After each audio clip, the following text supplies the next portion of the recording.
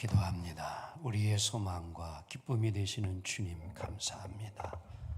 설 명절 연휴 주의 은혜 안에 삶을 이루게 하시고 오늘 이렇게 거룩한 주일 귀한 시간 예배자로 이곳에 있게 하심을 감사합니다. 주님, 여기에 모인 우리 한 사람 한 사람을 주님 오늘도 만나 주시고 말씀 오늘도 성령으로 역사하여 주시옵소서. 우리 하늘성교회를 통하여 원근 각지에 흩어져 있는 모든 믿음의 식구들을 오늘도 주님 사랑하심을 믿습니다.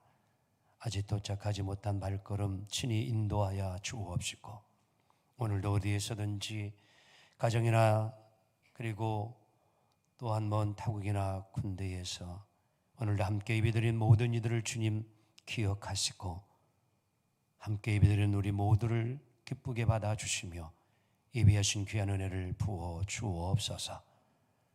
이 시간 오직 성령님 역사해 주기를 원합니다. 전하는 자 듣는 자 함께 은혜 받게 하옵소서. 예수님의 이름으로 간절히 기도합니다. 아멘. 할렐루야. 하나님의 은혜 가운데에 우리 설 명절을 잘 지키고 이렇게 또 함께 건강한 모습으로 만나뵙게 되어 반갑고 감사합니다. 오늘은 좀 자기 길이 형통하게 될 사람이라 이런 주제로 함께 말씀을 나누고 은혜를 나누도록 하겠습니다.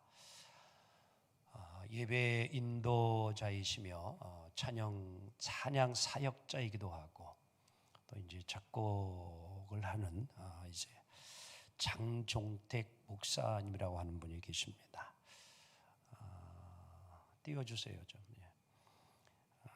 이분이 이제 대표적인 그 곡이 있다면은 그 CCM 중에 주의 자비가 내려와라는 이러한 이제 찬양을 이제 부르고 은혜로다라는 이러한 이제 곡으로 유명한데요. 지금 온유야 아빠야라는 이런 이제 책인데요. 우리 장종택 목사님의 그 딸 온유가 휴기병에 걸려가지고 72일 동안 이 병상에 있을 때에 그런 이제 일기를 묶어낸 책이 온유의 아빠라는 것입니다. 이 장종택 목사님이 이제 미국에서 13년 동안이나 이제 유학을 이제 마치고 이제 우리 조국으로 돌아와서 이제 예배에 대한 그런 개혁에 관심을 가지고서 열심히 활동을 합니다. 그런데 볼륨 좀 조금만 더 올려주시면 좋겠어요. 제가 목이 조금 지금 가라앉았어요. 마음과 생각대로 잘 되지 않아가지고 너무 힘들고 어려운 시간을 보내고 있는데 또 하필이면 그때에 이제 이 온유라는 딸이 희귀병에 걸려요. 항 NMDA 수용체 뇌염이라는 이제 이 신경세포의 뇌가 잘못되어 가지고 지난날의 과거의 그런 삶의 모든 기억이 어딘가에는 저장되어 있는데 그것이 살아나지 않는 이런 질병입니다. 그래서 아이가 이상해가지고 이제 병원으로 급히 이제 이렇게 옮기었는데 응급실에 한 8분 동안을 막 발작을 이 아이가 하더니만 결국에 쓰러져 버렸는데 뇌사 상태로 가버렸어요. 뭐 우리가 잘 알듯이 뇌사라는 것은 이미 죽은 거나 마찬가지잖아요. 아이를 중환자실로 이제 이렇게 옮기고 난 이후에 이제 담당 주치 의사가 이 아빠 이제 장 목사님에게 그런 이야기를 하는 거예요. 아버지, 지금 이 아이가 중환자실에 들어간 것은 이 아이를 살리기 위함이 결코 아닙니다. 치료가 없습니다. 자기 자신이 스스로 살아나지 않는 것 외에는 어떻게 할 길이 아무것도 없습니다. 아마 이 질병이 끝이 없는 종착역과 같은 그 길을 걸어가는 것과 같을 것입니다. 아마 마음을 단단히 가지셔야 될 것 같습니다. 한마디로 의학적으로는 포기한 거예요. 이때의 이 아빠 장 목사는 이 죽음이라는 것이 무엇인지를 직감을 하게 되면서 그때에 자기 자신에 대해서 정직했다라는 겁니다. 하나님 앞에 하나님 어떻게 그래도 하나님을 위해서 제가 공부도 하고 내 생애를 잘 정말 주를 위해서 살려고 이렇게 이제 공부하고 여기 한국에 와서 이렇게 하는데 어떻게 이런 일이 하나님 일어날 수 있습니까? 그러한 시간을 이제 이렇게 보내면서 깨달아지는 것이 이제 믿음이 성경 구절을 암송하고 있는 지식이 다가 아니구나라는 것을 조금씩 깨닫게 되어져요. 그래서 그때에 이제 어떤 마음이 오게 되었냐고 하면은 이제는 하나님 앞에 맡길 수밖에 없다. 의학적으로도 아무것도 할 수 없다고 이야기를 하니까 또 본인이 할 수 있는 것이 아무것도 없으니까 일반적인 사람들은 이제 절망 이제 다 내려놓고 포기할 수밖에 없었죠. 그런데 이상하게 늘 이제 병상에서 아이와 함께 또 기도하는데 하나님이 그런 마음을 주시더라는 거예요. 이제 하나님이 일하시겠구나. 아니 하나님이 일하신다. 아내와 같이 그 마음을 가지고 이제 결단을 내리니까 마음이 편해지더라는 거예요. 모든 것을 다 하나님 앞에 맡길 수밖에 없죠. 상황이 그러하니까. 근데 놀라운 일이 일어났는데 어느 날 이 아이가 예수님 예수님 하면서 깨어나더라는 거예요. 의식이 살아난 거예요. 의술로는 치유될 수 없는 병이고 임상실험의 한 대상일 수밖에 없던 이 온유가 살아난 거예요. 이러한 고난의 과정을 이제 겪고 난 이 아빠 목사님이 이렇게 고백을 했습니다. 나에게 고난은 특별한 은혜였습니다. 그 고난이 하나님께 멀어진 게 아니라 나는 하나님께 더 가까이 더 가게 되어졌다. 딸아이가 중환자실에 있는 것을 보며 생각했다. 내가 할 수 있는 일이라고는 아무것도 없고 오직 모든 것은 하나님이 하셔야 된다. 그래서 그는 24시간이 늘 기도하는 시간이 될 수밖에 없었다는 거예요. 오직 하나님 앞에 모든 것을 맡기는 삶. 그래서 하나님과 더욱 친밀해지고 하나님의 살아계심을 경험하고 고백한 간증의 이야기예요. 자, 오늘 이 시간 우리는 여기서 하나님께 맡기는 것이 무엇인지를 우리에게 보여주고 있습니다. 오늘 시편 37편은 나이가 든 다윗이 하나님의 선민 이스라엘 백성들에게 바른 삶의 자세가 무엇인가를 가르쳐주고 있는 지혜식 가운데 하나가 오늘의 본문의 내용이에요. 그래서 오늘 5절에서 이렇게 다윗은 이야기합니다. 시작. 너의 길을 여호와께 맡기라. 여기서 맡기라는 원어로 꼴인데 굴린다 이런 뜻이에요. 굴린다. 여기서 길을 맡겨라. 길은 인생의 전체의 그 삶을 의미했죠. 그러니까 너의 길을 여호와께 맡기라고 하는 것은 우리가 지금 가지고 있는 여러 가지 무거운 돌들과 같은 것을 위에서 아래로 그냥 믿고 굴려 내려버리듯이 우리의 삶을 하나님 앞에 그냥 굴리라는 거예요. 하나님께 그냥 던져 맡겨는 이러한 의미를 가지고 있다는 겁니다. 바로 하나님도요, 우리를 책임져 줄 때는 언제냐? 우리가 하나님 앞에 우리의 삶을 맡길 때, 내 짐을 던질 때 하나님이 그걸 받아주시고 우리를 책임져 주시고 도와주시고 인도해 주신다는 겁니다. 우리는 힘든 시기를 지금 보내고 있습니다. 어떻게 보면 무거운 짐을 지고 가는 것과 같은 괴로울 수도 있고 고통스러울 수도 있어요. 그런데 이때에 오늘 다윗은 우리에게 오늘 이야기해 주고 있는 거죠. 너의 길을 여호와께 맡겨라. 모든 사람들이 잘 되기를 원하고 형통하기를 원합니다. 성공하기 원하죠. 그렇지요? 근데 여러분, 나의 삶을 나에게를 형통하게 해줄 자가 누구입니까? 부모입니까? 우리 아버지, 우리 어머니가 내 인생길을 쫙쫙 열어주고 형통하게 해줄 수 있느냐는 거예요. 우리를 낳아주고 길러주고 사랑을 정말 다 주시지만 실은 여러분들 어떻게 부모가 자식을 여러분 그 길을 책임져 줄 수 있어요? 어저께도 우리 성도님 한번 이제 고3 때 신앙을 못하고 1년 재수를 했는데 궁금해가지고 한번 전화를 해봤어요. 뭐 음력도 이렇게 명절 또 카드 인사도 오고 그래가지고 궁금해서 그랬더니만 어떻게 됩니까? 어떻게 됐어요? 그러니까 수시는 넣지도 않고 지금 정시 기다리고 있는데 목사님 지금 예비 합격자는 들어가 있는데 쉽지 않을 것 같아요.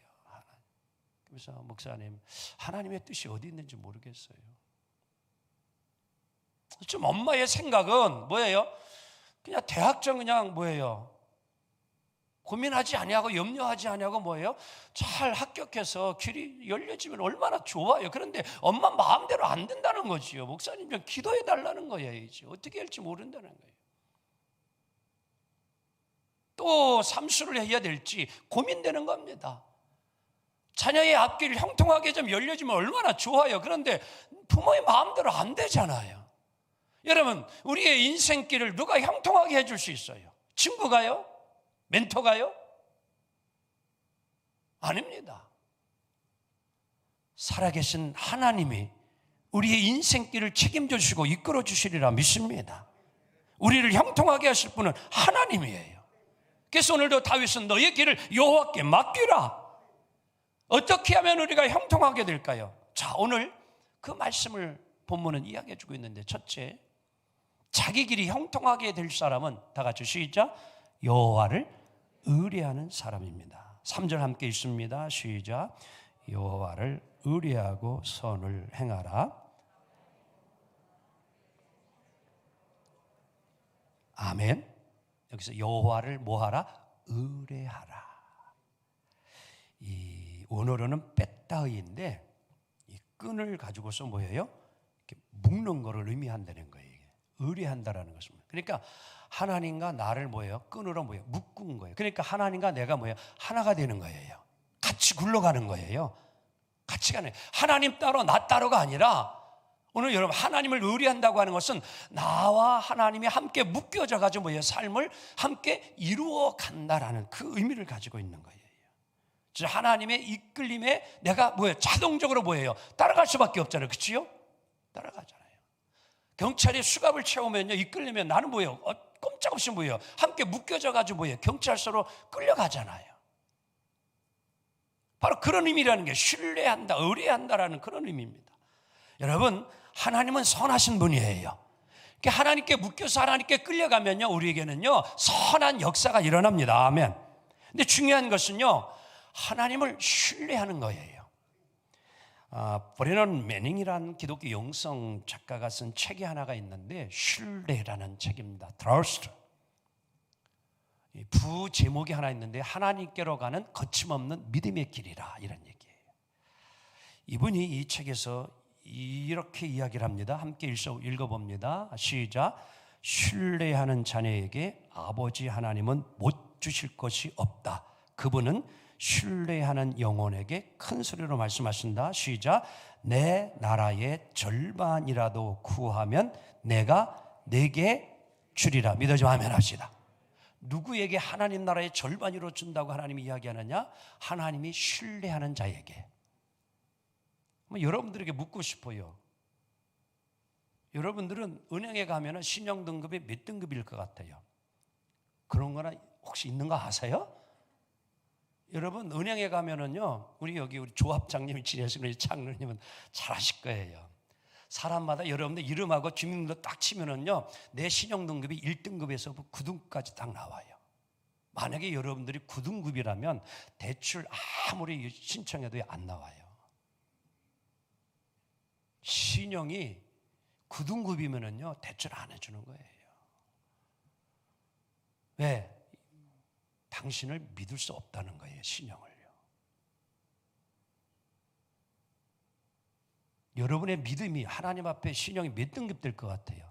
어떻게 여러분 등급이 한 1등급 됩니까? 하나님이 나를 믿고 팍팍 밀어줄만 하시냐는 거예요. 내가 하나님을 그만큼 신뢰하는 거예요. 자, 오늘 여기서 이 브레넌 매닝이라는 분이 그런 말을 합니다. 뭐냐면은 신뢰라는 것은, 의뢰라고 하는 것은 아버지의 애정을, 하나님의 그 사랑을, 하나님의 정을 얻게 만드는 값진 보물과 같은 것이 신뢰라는 거예요. 여러분, 하나님 앞에 사랑받기를 원한다면 하나님을 신뢰하라는 거예요. 하나님을 믿으라는 거예요. 하나님의 은혜와 사랑은 모든 자녀들에게 부어준다고 하지만 정말 여러분, 자신을 그분께 맡기고 하나님께 맡기고 살아가는 하나님의 자녀들은 그리 많지 않다라고 오늘 이 작가는 이야기하는 겁니다. 그래서 이 작가는요, 우리에게 의미 있는 말을 해요. 하나님은요, 누구에게 편애를 하시냐면은 하나님이 하나님을 전적으로 신뢰하고 전적으로 의뢰하는 자에게도 하나님은 그를 사랑해주고 그를 신뢰해주고 그를 믿어준다는 거예요. 그걸 뭐예요? 하나님 앞에 신뢰감을 줄 수 있는. 그래서 우리가 잘 알아야 돼요. 아브라함이 뭐예요? 자신의 아들 이삭을 모리아산에서 드렸을 때 그때 하나님이 아브라함에게 하신 말씀이 있죠. 이제야 비로소 네가 나를 경외함을 내가 믿노라. 믿어줘. 아멘 합시다. 내가 이제 아브라함 너를 신뢰하겠다고 이야기해줘요. 그 이전에는 하나님이 그 말씀 안 해줬습니다. 아들까지도 하나님 앞에 드리는 그 행동을 보고 하나님이 이제야 내가 너를 비로소 인정하노라. 내가 너를 친구라고 이야기하노라. 내가 하늘의 별과 바다를 모래같이 너희 후손을 허락해 주리라. 이 땅을 차지하게 하리라. 아멘. 믿습니까? 하나님께 신뢰를 얻었어요, 아브라함이. 자, 오늘 우리 하나님이 이야기해 주는 거예요. 정말 내가 나를 신뢰하고 내가 너를 믿는다면, 내가 무엇이든지 구하면 내가 하나님 나라의 절반이라도 내게 주겠다는 거예요. 여러분, 여러분의 계획하는 것이 올 한 해에 여러분들이 원하는 것이 이루어지길 원합니까? 여호와께 맡기세요. 잠언 16장 3절 이렇게 약속합니다. 시작. 너의 행사를 여호와께 맡기라. 그리하면 네가 경영하는 것이 모아지리라. 여러분, 이루어지는 축복이 있기 원합니다.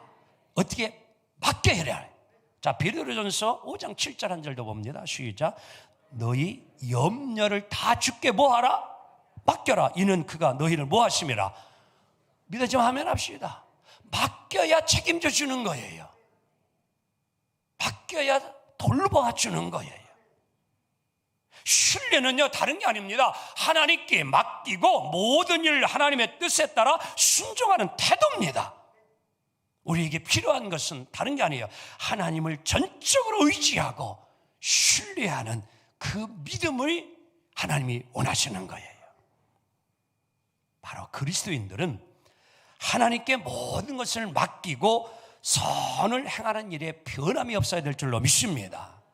그게 성실성이에요.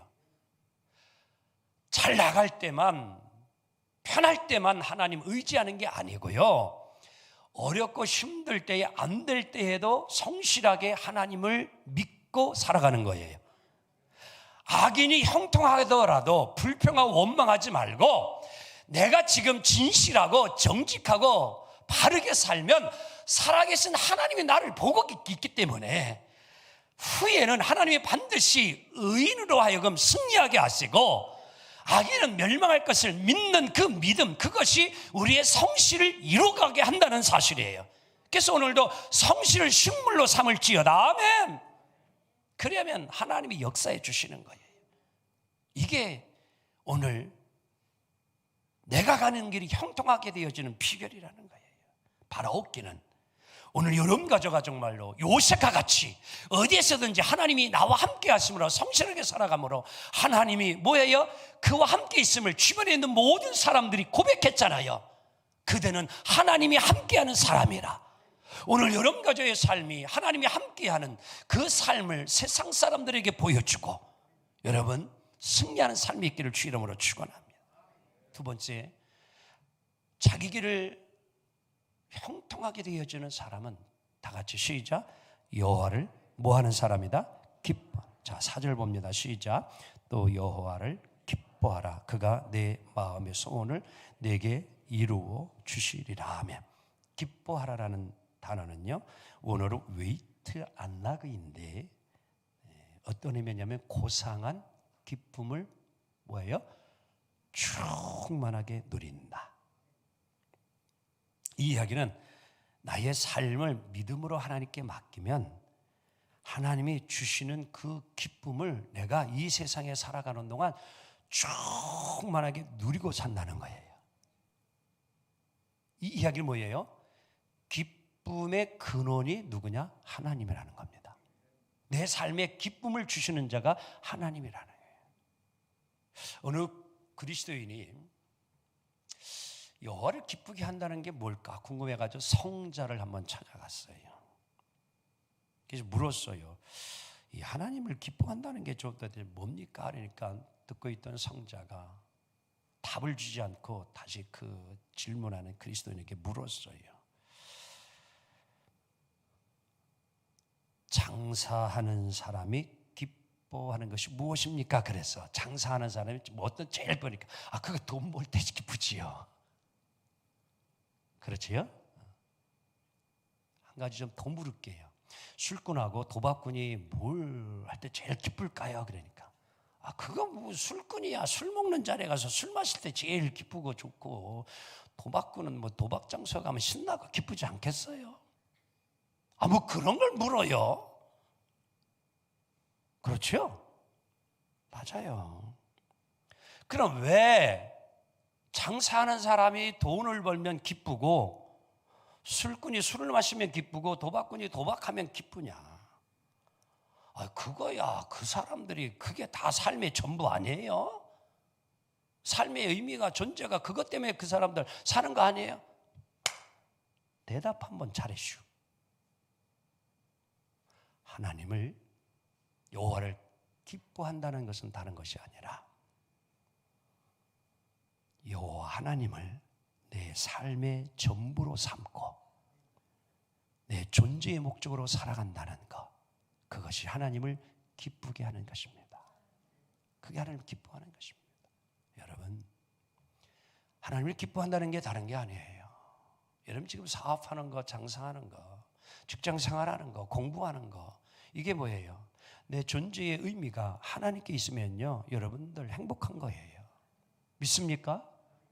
그저 돈만 벌고 먹고 마시는 것이 전부라는 것이 삶의 존재고 의미인 사람은요, 행복하지 않습니다. 여호와 하나님이 내 삶의 존재예요. 내 삶의 근원이에요. 내 삶의 기쁨이 되는 거예요. 이 이야기는 다른 것이 아니라 하나님께 맡기는 삶은 하나님만 경외하는 것이 아니라 하나님의 선하신 그 섭리, 이끌어 가신 그 모든 것을 내가 받아들이는 거예요. 믿어져 아멘 합시다. 잘 되어질 때만 하나님이 나와 함께 하시고 나를 인도한다는 것이 아니라 내가 지금 어려워요. 지금 내가 힘들어요. 내가 지금 너무너무 곤란해요. 너무너무 지쳐있어요. 그런데 그것도 뭐예요? 하나님이 나를 지금 오늘 장 목사님께서 사랑하는 딸 온유를 통하여서, 고난을 통하여서 하나님이 함께 하신 무엇인지를 깨닫게 해준 것처럼 바로 하나님의 그 섭리를 내가 받아들이는 것, 여러분 그것이 하나님을 기뻐하는 거라는 거예요. 즉 하나님께 소망을 두는 거예요. 그리하면 하나님이 뭐예요? 우리의 소원을 이루어 주십니다. 여호와를 기뻐하라. 그가 내 소원을 이루어 주시리라. 아멘. 사랑하는 성도 여러분, 마음의 소원을 이루기를 원합니까? 2021년 여러분들 계획하고 여러분 경영하는 모든 것들이 이루어지길 원합니까? 여호와를 기뻐하는 삶이 되기를 주 이름으로 축원합니다. 하나님의 공의로우심을 믿고 하나님의 선하신 합력하여 선을 이루어질 걸 믿고 나아가면 반드시 여러분들 승리와 여러분 열매와 성공이 이루어질 줄로 믿습니다. 세 번째, 자기 길이 형통하게 될 사람은 시작, 여호와를 기다리는 사람입니다. 아멘. 7절 봅니다. 시작, 여호와 앞에 잠잠하고 참고 뭐하라? 기다리라. 자기 길이 형통하며 악한 꾀를 이루는 자 때문에 불평하지 말지어다. 자, 여호와 앞에 잠잠하고 참고 뭐하려라? 좀 옆 사람 보면서 기다리라. 기다려. wait 홀렌 원어로 고대하며 기다리라. 자, 여기서 이 기다린다는 의미가 참 중요한데 그냥 막연하게 여러분들 어쩔 수 없이 그냥 수동적으로 기다린 그런 기다림이 아니에요. 오늘 여기서 기다린다는 의미는요, 이렇게 설명할 수 있을 거예요. 자식은 아이를 가진 어머니가 지금 출산을 하게 됩니다. 근데 지금 출산의 고통이 이만저만이 아니잖아요. 그렇죠? 그런데 그 고통을 이겨낼 희망이 있어요. 뭐예요? 내가 요 순간을 잘 참고 견디고 인내하면 내 아이를 뭐한다? 볼 수 있다라는 기대예요. 바로 그 기다림을 말합니다. 막연한 의미 없는 그냥 그 기다림이 아니라 뭐예요? 요 어려움을 고난을 내가 잘 참고 인내하고 견디고 나면은요 놀라운 결과가 뭐예요? 내게 이루어질 것을 믿고 기다리는 거예요. 아멘. 하나님께서 내 미래에 영광된 결과물을 이루어줄 것을 지금은 힘이 하나 잘 보이지 않는 것 같으나 살아계신 하나님이 내가 믿고 기다리면 반드시 좋은 일 일어나게 할 것이고 좋은 결과를 열매 낼 것이라는 믿고 바라보는 게 그 기다림이에요. 어느 미국의 50대 중반에 된 목사님이 글을 열심히 썼어요. 그래서 이제 다 마치고 이제 탈고를 하고 기대를 가지고 이제 출판사를 찾아가서 이제 책을 좀 출간하려고 갔는데 이 출판사 사장님들이 거들떠 보지도 않아요. 관심도 가져주지 아니하고 이것저것 막 수없이 여러 군데를 다니다가 결국에는 한 군데도 원고를 받아주는 자가 없어가지고 실망을 한 채 집으로 돌아와가지고 화가 나가지고 부인이 보는 앞에서 쓰레기통에다 그냥 확 던져버렸어요. 그러니까 부인이 보고 있다. 아니야 여보 왜 그래? 어떻게 해서 당신 그 글을 지금까지 얼마나 고생하면서 썼는데 왜 그러냐 그러니까 다시 까짓 갖다 원고 다 내버려. 내가 시간 낭비만 했어. 다른 일을 했으면은 차라리 노가다 냈으면 돈이나 벌지. 그럼 막 화를 내. 여러분들이 부인이라면 어떻게 할래? 우리 권사님. 우리 남편이 그랬어 지금. 막 그리고 화가 실망도 되고 화도 나고 막 그러니까. 그럼 그렇지. 당신 글 쓴 게 그렇게 오죽하겠어? 만약에 여러분 부인이 이랬다고 그러면 어떤 일이 일어났겠어요? 근데 부인이요. 남편 뭐 화난 거 어쩔 수 없잖아요. 그러니까 아유 여보 얼마나 마음 아파 힘들어. 이제 그 다음 날 몰래 이 부인이요 그 쓰레기통에 버린 걸 이제 다 이제 해가지고 다시 출판사를 간 거예요. 그래가지고 이제 출판사 가지고 사정을 쭉 이야기하니까 한 출판사 사장님이 딱 보더니만 그래 그냥 한번 놓고 가세요. 그러더래. 이제 출판사 사장님이 놓고 간 걸 쭉 읽다 보니까 글이 이게 쫙 의미 있어. 그래서 그 출판사에서 책을 냈어요. 그 책의 이름이 뭐예요? 긍정적 사고 방식이라는 책이에요. 노먼 빈센트 필 목사님이 쓴 책입니다. 출간되자마자요 날개 돋친 듯이 팔립니다. 베스트셀러가 수백만 부가 팔려요. 여러분 만약 아내마저도 포기했더라면 이 책은 이 세상에 나오지 않았을 거예요.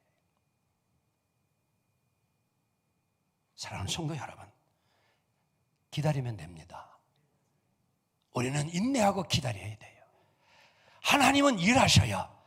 하나님은 이미 준비해 놓고 계셔요.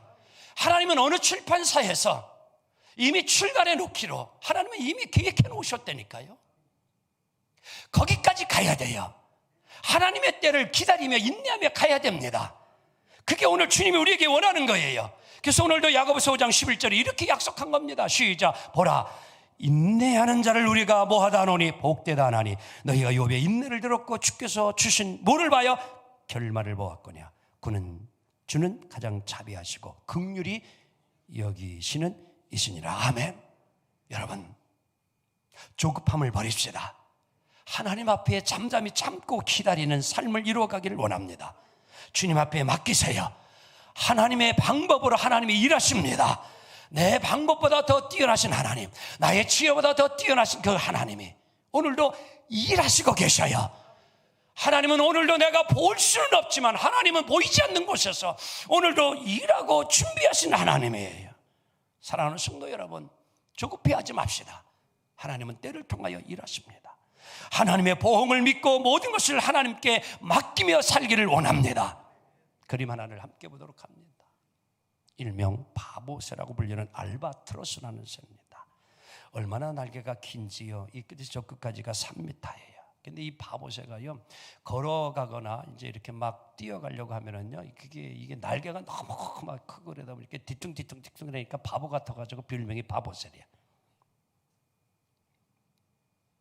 그런데요, 이 바보새가 이제 강한 바람이 태풍 막 불어오는 날에는 절벽 그 끝에 딱 가가지고 이제 있다가 바람이 샥 세차게 올 때 날개를 쫙 펴고서 이제 활공을 합니다.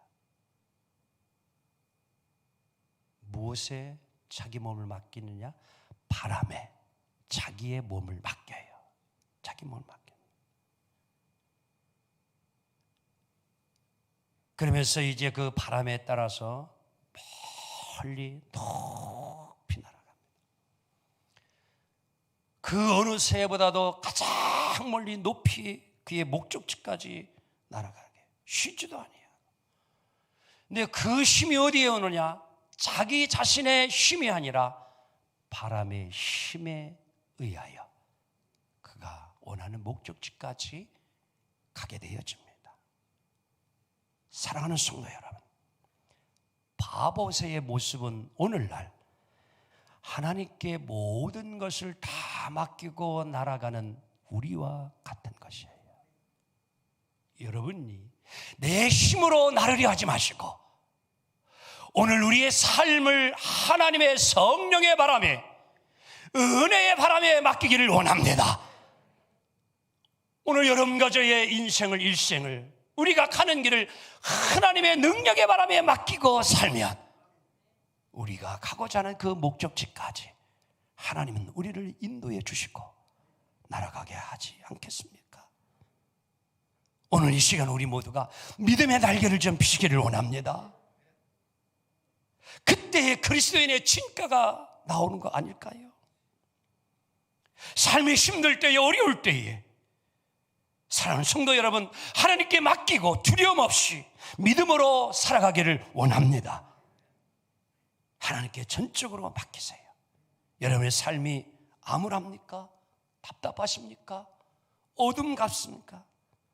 하나님은 광명의 길로 우리를 오늘도 이끌어가기를 원합니다. 그리고 치유 성립케 하십니다. 말씀 정리합니다. 바라옵기는 이제 우리의 길을, 자기의 길을 하나님께 맡깁시다. 하나님을 의뢰하며 맡기기 원합니다. 하나님을 기뻐하며 맡기기를 원합니다. 그리고 하나님을 기다리며 맡기기를 원합니다. 그 믿음의 날개로 하나님이 주시는 은혜를 얻는 귀한 복된 성도들이 다 되어지기를 주님의 이름으로 축복합니다. 기도합니다. 주님 감사합니다.